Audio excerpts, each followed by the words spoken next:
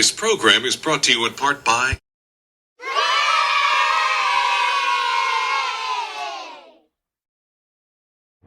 What's up, guys? I'm here in 6B and, just chilling in the classroom. I was gonna teach here today. However, my friends hit me up and they said, yo, come to the Big Apple and come teach here. New York City. So I was like, all right, I'll go. Let's do it.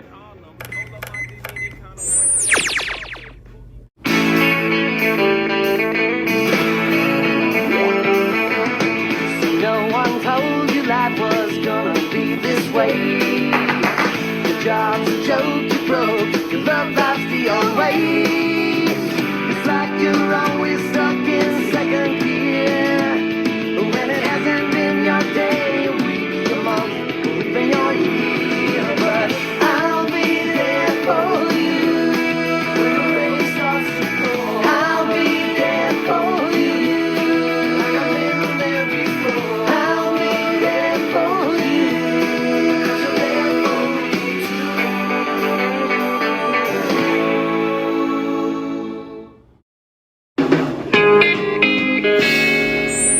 We made it! And check out that view.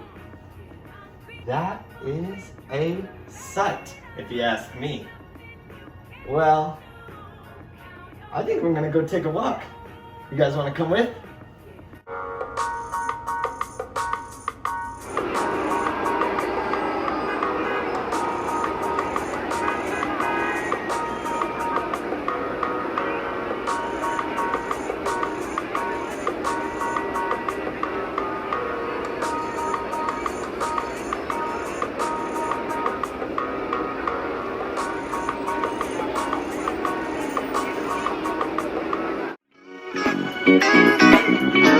I'm square. Isn't it a sight? I love me some concrete jungle. Well, this is where we're going to be teaching today. Perfect. Let's do this. Today we're going to work on some vowel combinations with the letter O and the sound it makes. Now, I'm going to show you guys an example of working with one combination sound, and then I'm going to give you an interactive question with working with another interactive sound. The sound I'm going to work with is the oo sound. So what I'm going to do is I'm given 6 different words, and I need to locate the vowel combination that makes the oo sound. Now, it's always going to be with an O. So let's identify the ones I know for sure. The double O, that for sure is going to make the oo sound every time. Now here, balloon does make the double O oo sound. Raccoon, I definitely see double O's. And I see monsoon. All 3 of those make that oo sound. Now if I look at these other 3 words, they're not given a double O. And that's because the oo sound is not just the combination of O-O. It's also the combination of O-U. Now, O-U will not always make the oo sound. However, in these words it does. So let's go ahead and look at them individually. The first one with the O-U is souvenir. That indeed does make the oo noise, souvenir. Next I have bouquet. Boo, ooh, O-U makes the bouquet. It's the oo sound. And our last one, acoustic. Acoustic. So, these are the 2 combinations that make up the oo sound. So what you're going to do is, I'm going to give you a certain sound. What you need to identify is the O combinations within the 6 words that are also given. Alright? In 3, 2, 1, go.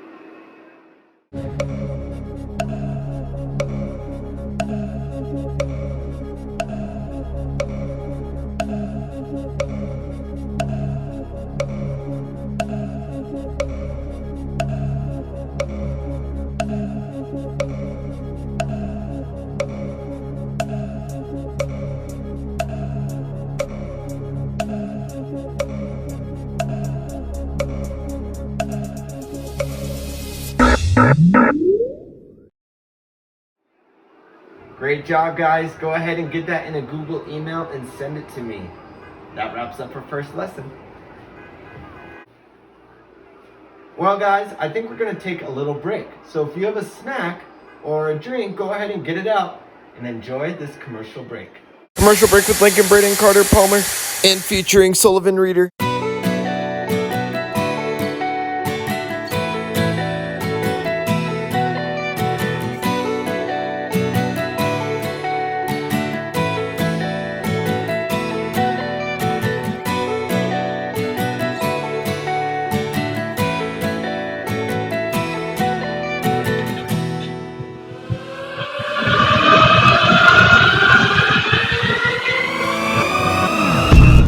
I'm waking up, I'm staying home. I start my worksheet on homophones. I'm breathing in, cleaning chemicals. I'm staying in, getting fat, and checking into this crisis. This is it, coronavirus. I'm waking up, there is no more push. Absolutely nothing to do. Welcome to this virus, to Corona. Welcome to this virus, to Corona. Whoa, it's radioactive, radioactive. Whoa, it's radioactive, radioactive. I'm stuck at home, super bored. It's a stay-at-home order, I suppose. We'll grab our mask to fit right in. Whoa, it's so bad since we've been plundered in to the land of Osiris. This is it, coronavirus. Whoa, I'm waking up. There is no more stinking school. Absolutely nothing left to do. Welcome to this virus, coronavirus. Welcome to this virus, coronavirus. Whoa, it's radioactive, radioactive. Whoa, it's radioactive, radioactive. Can't see my friends or anyone. Get ready for more. It's just begun. I'm waking up. There's no more stinking school. Absolutely nothing left to do. Welcome to this virus, to Corona. Welcome to this virus, to Corona. Radioactive, radioactive. Radioactive, radioactive.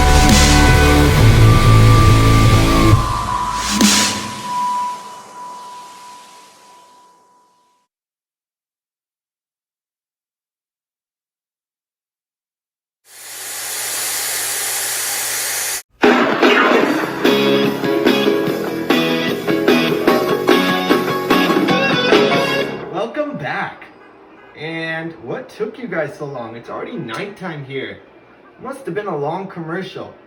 Let's get started.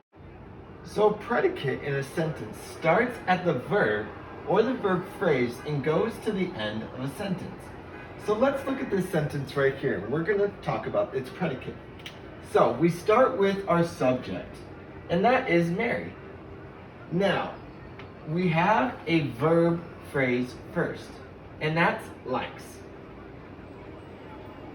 So, Mary likes. Now, what would be the predicate? Let's look at it. Starts at the verb or verb phrase and goes to the end of a sentence. So, that means it would start at the verb and go all the way to the end of the sentence. So, our predicate of this sentence would be likes to ride her bike to the park. That's what a predicate of a sentence is. Now, let's fast forward and go to what a predicate adjective is. The proper definition of a predicate adjective is a describing word that occurs in the predicate of the sentence and describes the subject. So it's very, very similar to a describing adjective or descriptive adjective. However, it comes after the subject and after the verb phrase, and it describes the subject.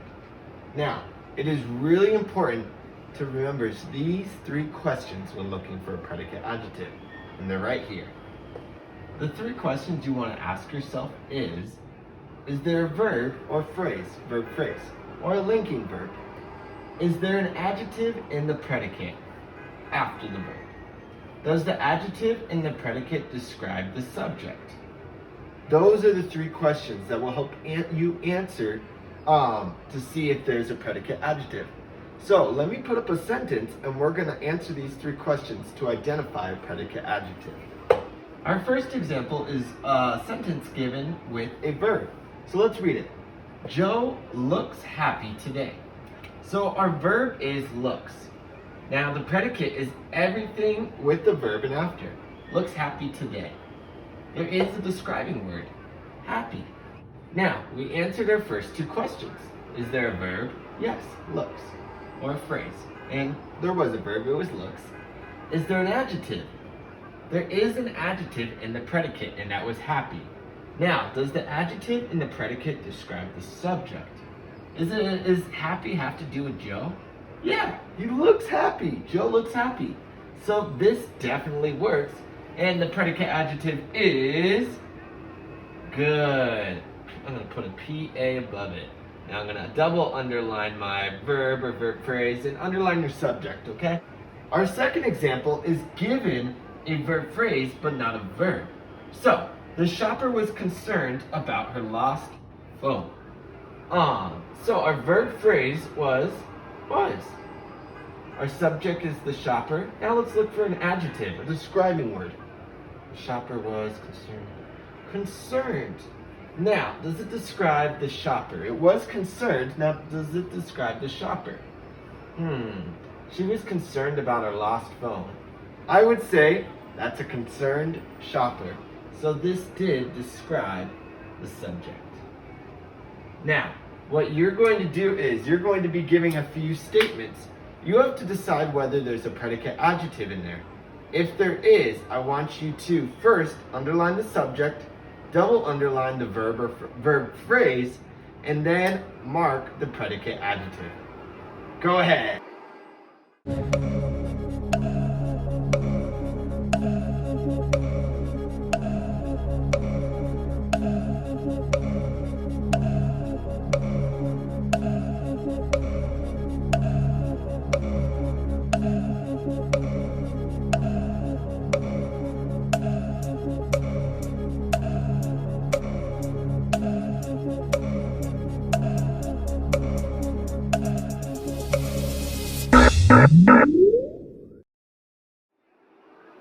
Well, that wraps up our lesson. Go ahead and get that in a Google email. I'm going to erase the board. Ooh, I don't know about you guys, but I could go for some coffee right now. And I heard there's this really, really great place here in New York. I heard about it from my friends. I think it's called Central Perk. Now, New York is a huge place. I don't want to go looking for it. So I'm just going to enter it in. Teleportation watch. Teleport there. Let's do it.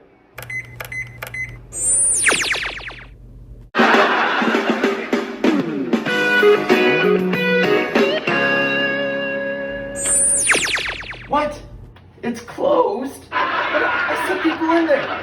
Hey, let me in.